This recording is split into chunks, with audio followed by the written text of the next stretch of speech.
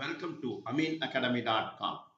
Let me to read the interesting article Ottoman Empire Important Wars and Battles. A series of military conflicts between Ottoman Empire and various European states took place from the late Middle Ages up through the early 20th century. The earliest conflicts began during the Byzantine-Ottoman Wars waged in Anatolia in the late 13th century before entering Europe in the mid 14th century with the Bulgarian-Ottoman Wars. The mid 15th century saw the Serbian-Ottoman Wars and the Albanian-Ottoman Wars. Much of this period was characterized by the Ottoman expansion into the Balkans. The Ottoman Empire made further inroads into Central Europe in the 15th to 16th centuries, culminating in the peak of Ottoman territorial claims in Europe. Now, further we'll discuss about the wars. Spanning across three continents and holding dominance over the Black and Mediterranean seas, the Ottoman Sultanate from 1299 to 1922 was a global military superpower between the 15th and 17th centuries from the point of its inception in 1299. The Ottoman Empire expanded rapidly, mostly at the expense of European powers and rival Muslim states neighboring the Turks.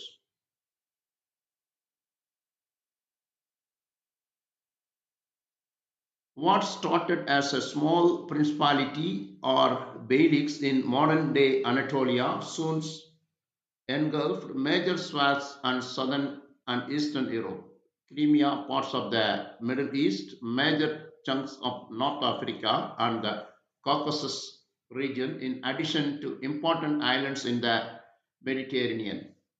Through the empire lost much of its territory following a costly defeat at the walls of Vienna in 1683. The military past of the Ottoman Turks is relevant even in the modern world, and their legacy is reflected flawlessly in the numerous monuments spread through what they once proudly declared as a Osmanli deity, the Ottoman Empire. The Seljuk Sultanate was the first major Muslim Turkic imperial power. The 11th century saw the rise of a Muslim Turkic tribes hailing from the heartland of Asian steppe, a land rife with brutal infighting and incessant struggle for domination. The Seljuk tribes swept over Persia and then began advancing westwards, where they came into contact with the once mighty Byzantine Empire, that is 1332 1453, a mere relic of its former glory, but a formidable regional influencer nonetheless.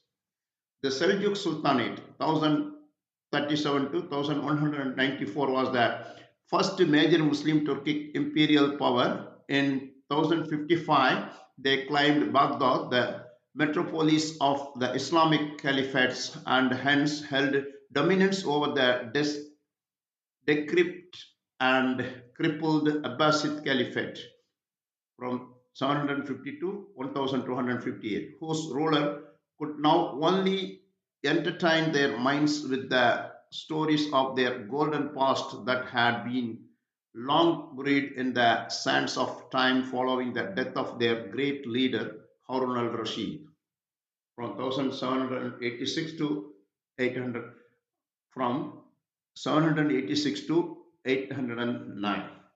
For the Turks, however, this was the first time that they became instrumental in establishing Islam's dominance in uncharted territories, and their first victim was the ailing Byzantine realm.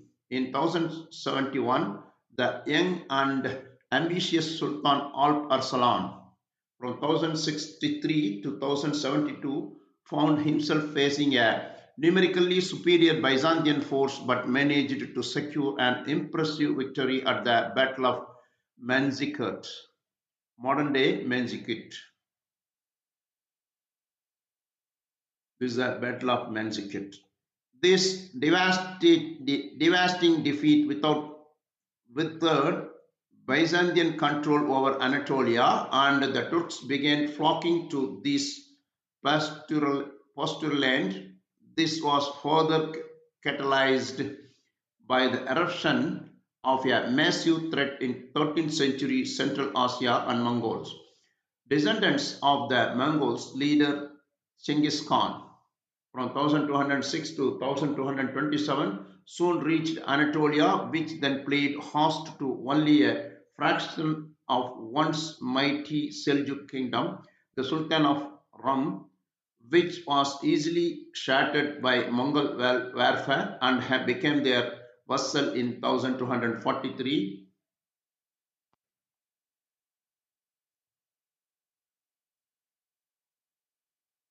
Aftermath The aftermath left the several petty states spread throughout Anatolia, otherwise known as the Anatolian Beyliks, more or less on their own, to quarrel among each other.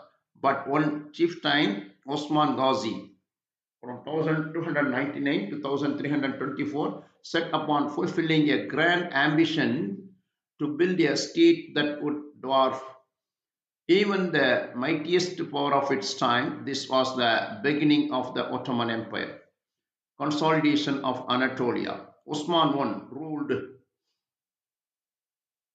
ruled over Bithynia, the Beylik bordering the Byzantine lands to the west.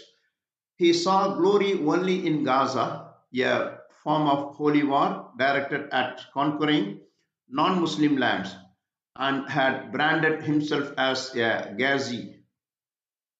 Using mostly guerrilla warfare, Osman began pushing into the Byzantine realm, though his gains were only minor and he did not live to see the fulfillment of his biggest victory. The fall of Prusa, that is Bursa, Osman had set into motion the wheel of a Turkic juggernaut.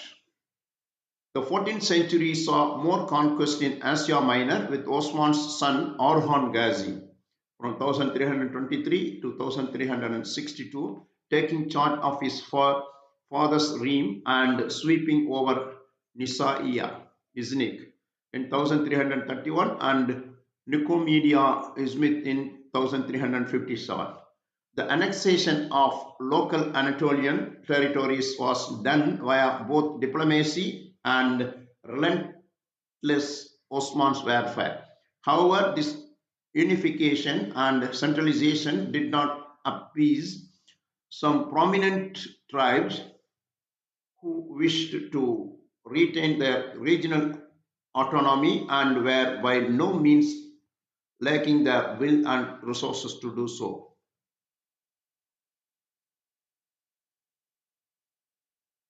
The Karamanids, a rival Turkic tribe, sought the help of Timur, a prominent and ruthless Turco-Mongol leader, to halt the westward ambitions of Sultan Bayezid in 1389 to 1402.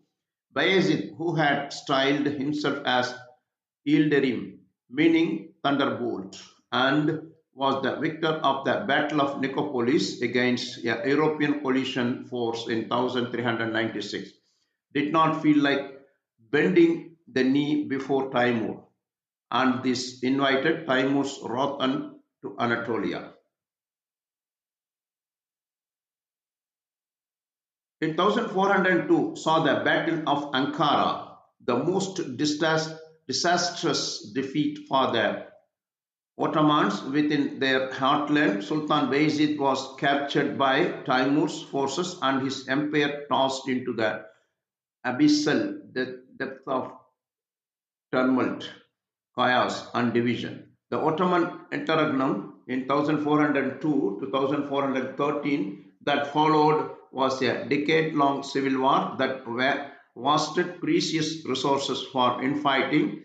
But when Mahmud I from 1413 to 1421 emerged as the victor of the conflict, the Ottoman were on a track to become more powerful than ever before. In the following years, the Ottoman borders were restored, and with the rise of Mehmed II from 1444 to 1446, the empire of Trebizond and the Karamanids become subject states in 1461 and 1468, respectively. A rival Eastern Turkic empire, the Ak briefly possessed against Anatolia, but Mehmed checked their advance at the Battle of Otluk-Beli in 1473. The last vestiges of independent local rule in Anatolia, that is Ramazanids and Dulkadris, existed only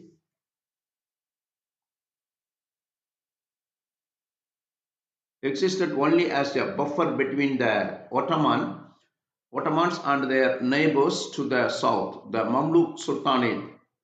In his bid for absolute dominance and to secure his realm from an envelopment from his Shia Safavid rivals of Iran in the east and the Mamluks to the south, Sultan Selim I from 1512 to 1520, who had early on the wrested control of eastern Anatolia from the Persians, annexed this buffer in 1516 before moving on with a sweeping conquest of the Mamluk territories.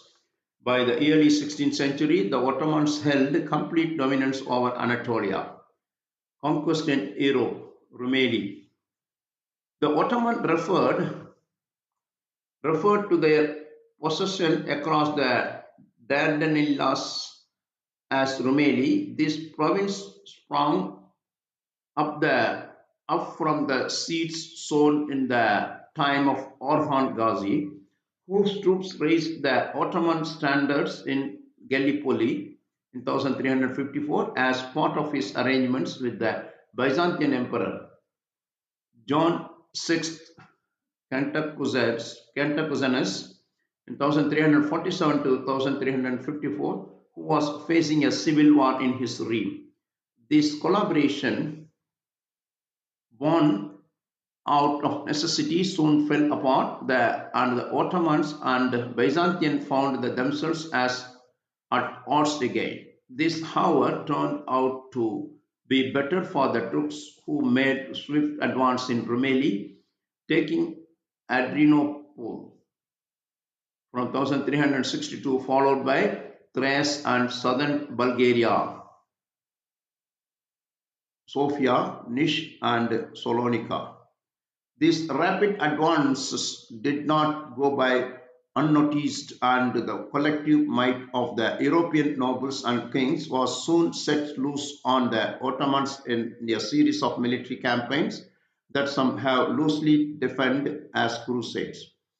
However, these efforts were mostly foiled, starting with an Ottoman victory at Kosovo in 1389, following which much of Bulgaria, northern Greece, and Wallachia were annexed by 1395. Another major attempt at a collective assault against the Ottomans went bouncing off the target when Sultan Bayezid I incurred a serious blow to the European forces at Nicopolis in 1396.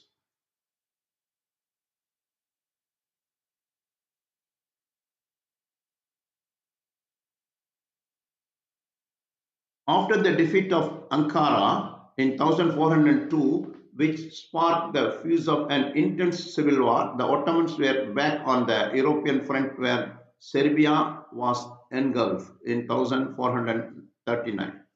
The Europeans once again mustered a collective force to face Sultan Murad II from 1421 to 1444, who struck back with all his might and claimed victory at the Battle of Varna in 1444.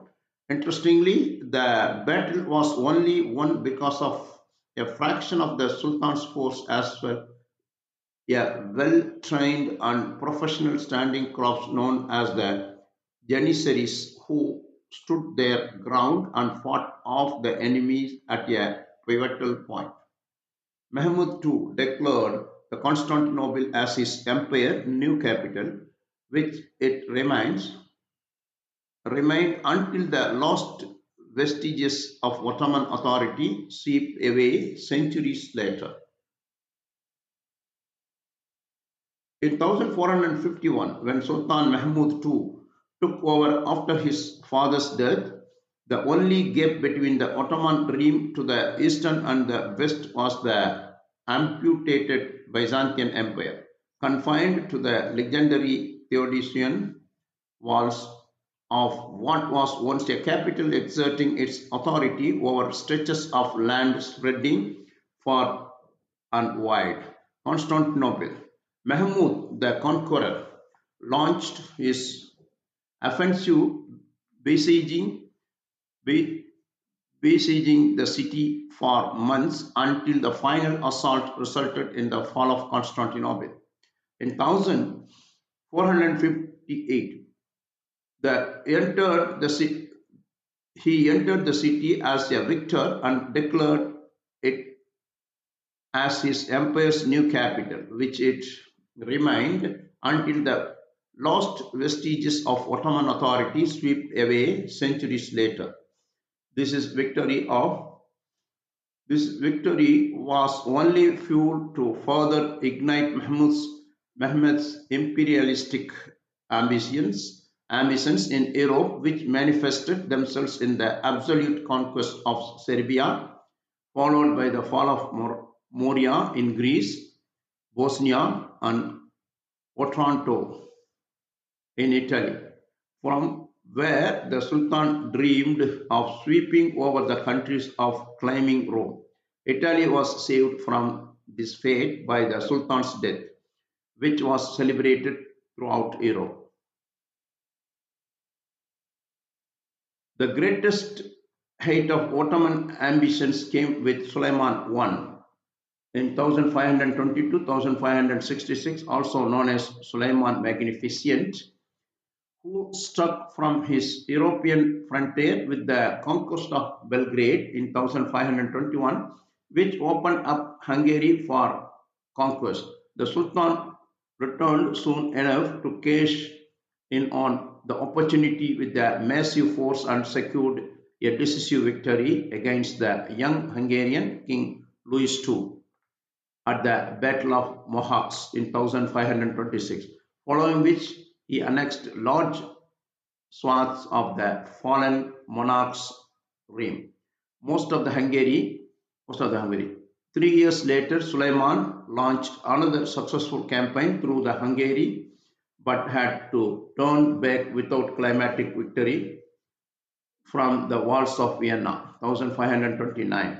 In 1566, Suleiman the Magnificent, long past his youthful years, met his end outside the walls of Sigitwar, the strategical insignificant yet strongly defended Hungarian fort.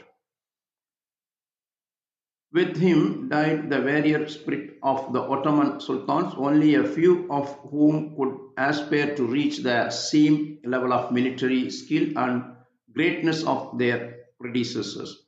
The fall of the Ottoman might was not swift, and further gains were indeed made in Europe, most notably Podolia, Ukraine in 1672. Failing to modernize the military and establishing a stern control over the realm, The later Ottoman rules were left behind in the race of imperial supremacy by the European force. It was once again from the walls of Austrian capital Vienna that the Turks had to retreat in 1383. Only this time, battered and defeated, never to inspire the same level of fear and dread in the hearts of Europe.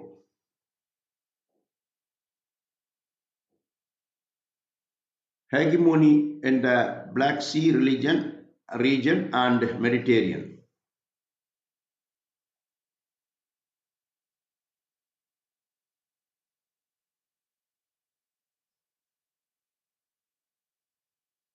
Crimea, then ruled by the Tatars in 1441 to 1783, accepted Sultan Mahmud II as its suzerain in 1475, securing the Ottoman dominance in the Black Sea for three subsequent centuries. In the Mediterranean, the island of Rhodes, where the Knights Hospitaller had established their headquarters and farm, from whence they raided pilgrim ships surrendered to Suleiman the Magnificent in 1523 after courageously and daringly defending the city against insurmountable odds. However, the Ottomans failed to take over Malta in 1665, where the hospitalers and established their new headquarters. The Ottoman army was lacking in one area when Mahmud II took charge: the navy.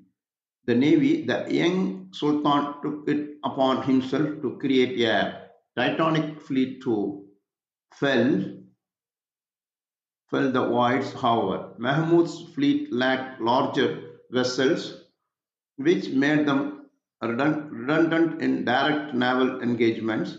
For instance, during the siege of Constantinople, a flotilla of four Genoese vessels, only three of which were military ships, broke through a huge Ottoman naval blockade of the city, bringing relief to the besieged Constantinople.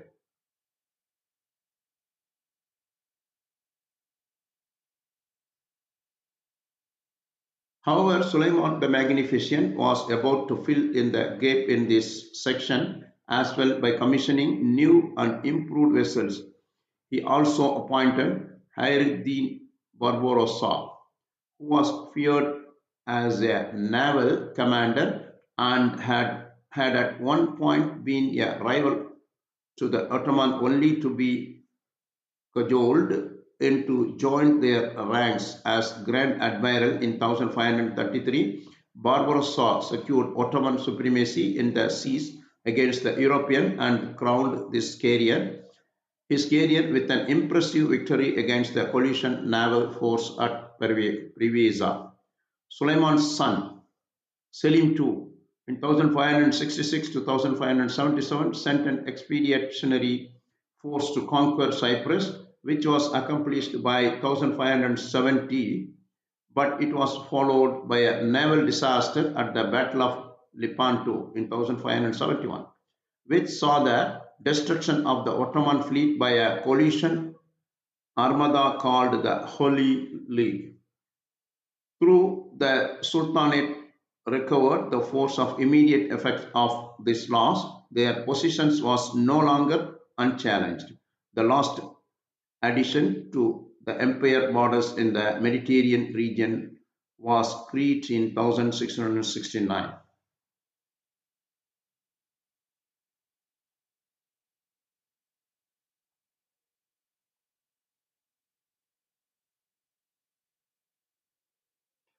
The Ottoman-Persian War we'll discuss in next video. We have done. Please subscribe our YouTube channel.